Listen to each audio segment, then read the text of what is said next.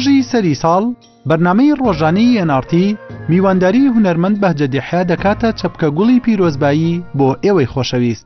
لەو گۆرانیانەی کە لەو سەردەمەیە دەکرا زۆر جار هەر لە وەک مناڵێ وەک کۆرپەیە لە ستی دایکیەوە دەمرد.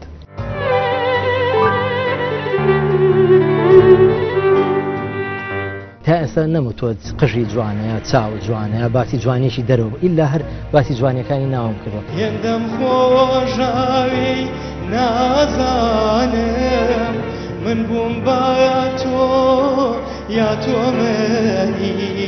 دەڵێن ئێوە نەوەیەکی کۆچەرین لە هەر شوێنە بن دوجار غەریبن. ئێمە تووشی حاڵەتێک بووین تازە لە ناخەوە ئاوارە بووین.